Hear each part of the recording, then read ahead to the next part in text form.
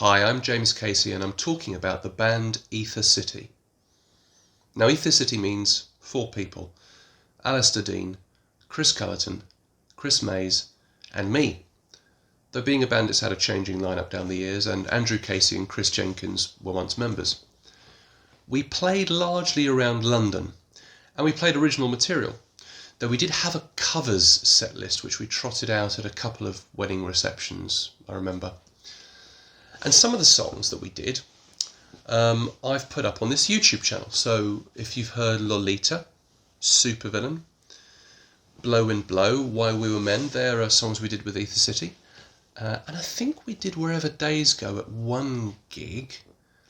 Oh, and I'm recording Bad Streets at the moment. That's another song we did with Ether City. I don't know if that's going to go out before or after this video.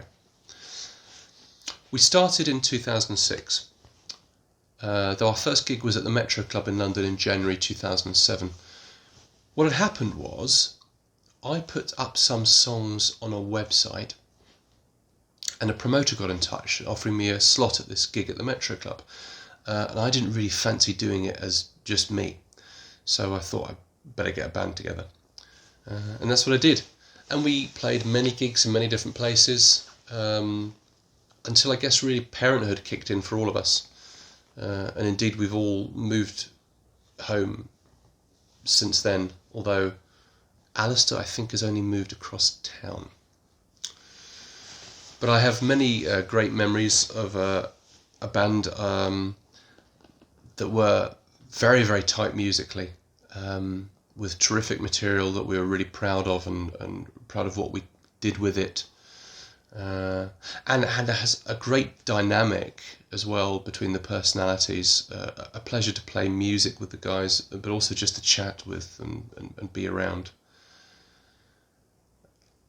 I have memories like our first gig at the Metro Club, as I say, on Oxford Street in London, and how exciting that was, even though we were, I think, just opening the gig as the first band on. But we were buzzing from that long into the evening or the night. Tremendous experience. It was always a pleasure to rehearse with the guys, especially high up in my flat in Hammersmith. They were always great evenings. And one gig that will be hard to forget will be the South Norwood Arts Festival, because it was one of those ones where pretty much everything that could go wrong did go wrong. And from Chris Mays nearly missing the sound check, through to just absolute calamities on stage. Alistair's guitar amp died during the sound check, I think right at the start of it or something like that. He found he just couldn't switch it on. So he had to use my bass guitar amplifier, which meant that I had to plug my bass into the sound system, which is fine. Lots of people do that with a bass, but the problem was they had no monitors. Now, monitors are speakers that face the band. You've obviously got the speakers facing out from the PA system towards the audience, but you usually also have speakers facing back towards the band so that they can hear some of the stuff that they wouldn't otherwise hear, like the vocals from the microphones, for instance. We didn't have those, which meant that because my bass was plugged into the PA system, I couldn't hear what I was playing for the whole gig. It's a very weird sensation to be playing a musical instrument and have no sound whatsoever. Especially when you know that there is a sound and many people right in front of you can hear that sound, but you can't. And a lot of the decisions you make when you're playing a musical instrument are based on what you've just heard, perhaps what someone else has played or what you've played. You have a rough idea of what you're going to do, but you can go off in different directions based on an idea that strikes you at the time. You don't get those ideas if you can't hear things. So it really cuts down what you can do, and you're just having to hope you're hitting the right notes, your fingers are in the right place. So we couldn't hear the bass, we couldn't hear the vocals, and because Captain, Chris Cullerton, he was playing an electronic drum kit, which was again plugged into the PA system, we couldn't hear the drums. Now, for a band not to hear the drums is an absolute killer.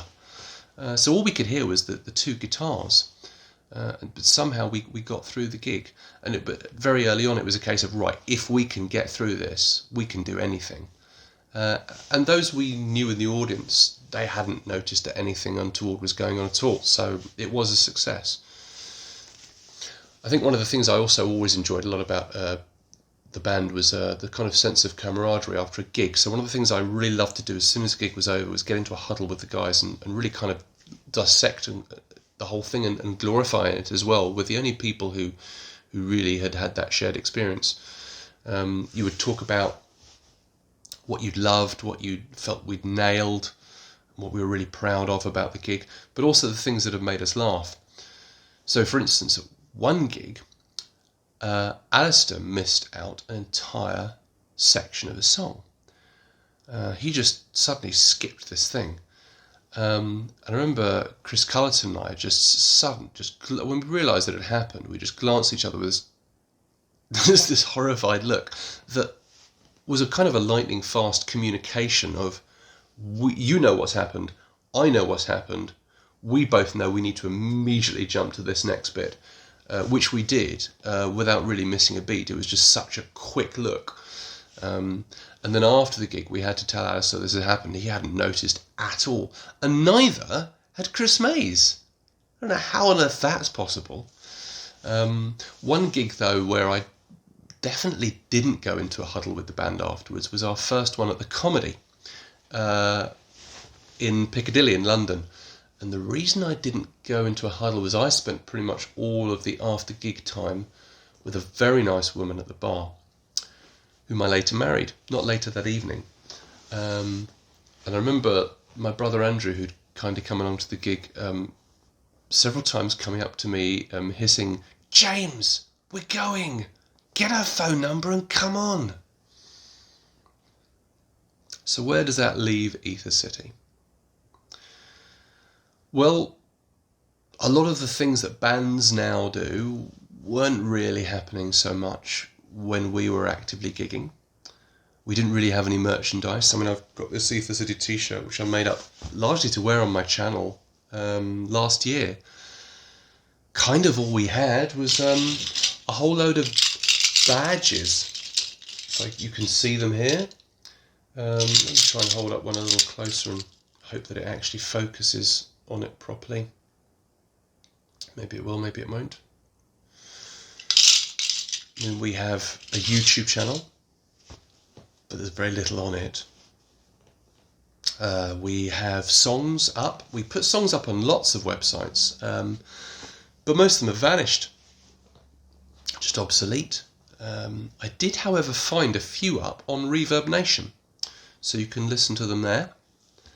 And we have some photos up on Flickr, although it looks like we abandoned use of that relatively early on into our gigging history because it's missing quite a large section of the stuff we did.